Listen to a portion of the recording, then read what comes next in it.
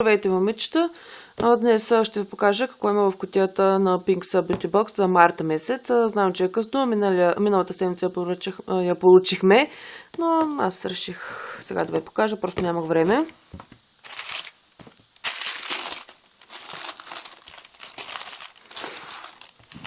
Така, този месец темата е пролетна нежност. Първият продукт, който ще покажа, който беше разкрит в сайта, е ето това червилна марица. Като на мен ми се е паднало цвят лютеникъв, лютена лютеница. Тук може би ви изглежда розово, но не е. Между светло-червено и розово, такъв цвят, как да ви обясня. Ето тук сочнах на ръката. Тук може би изглежда розово, но не е такова. Не е цвят за този сезон, може би през пролетта, през лятото, когато хвана малко тен, загар, ще бъде хубаво.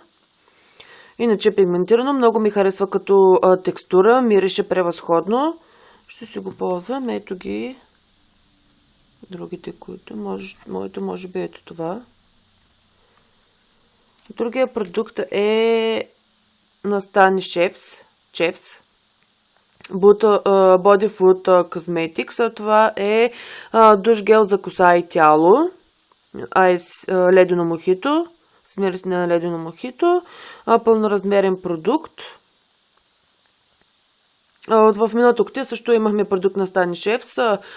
Мисля, че да, на мен ми се беше паднало лосьон за тяло с българска роза. Този път душ гел за коса и тяло. Не мисля, че ще го ползвам за коса, но за тяло може би. Тук твърдите, че са изцяло от натурални продукти. Но в интернета не четох такива отзиви. Ето ги и разновидностите. 250 мл, което струва 6 лева. И на други, както гледах в БГ Мама, се е паднало пилинг за тяло. Аз исках пилинг за тяло, стига с тези душ гелове, вече се напълних. Но лятото идва и ще ги ползвам. Тези, мириси. Така, другия продукт е ето този лак на Ревлон, който е 14 мл и е цвята тъмно-синьо пастелено. Не съм го пробвала още. Пълноразмерен продукт. Ето ви моя, може би ето е този, макар че на вас може да ви се вижда, че е черно или нещо много тъмен цвят. Но той е тъмен, да е тъмно-синьо, което струва 8,38 и 38 е много важно. Другото нещо, което искам да ви покажа е една мостричка на La Roche-Posay CC крем.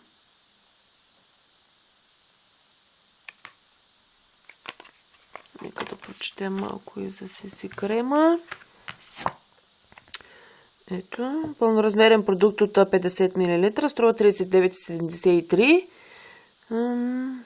40 лева за един CC крем. Ако ми хареса наистина много, може би ще го използвам. На мен е леко тъмен, но може би лятото, когато хвана лек загар, ще го ползвам. Имаме пак една мостричка на Котич. Душ крем, мисля, че е това. Душ гел. С зелен чай. И тук имаме няколко мострички на Revive Snail екстракт.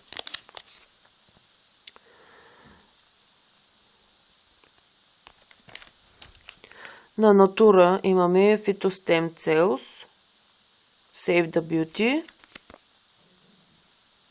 Енергизиращ серум против стареене на кожата 30+.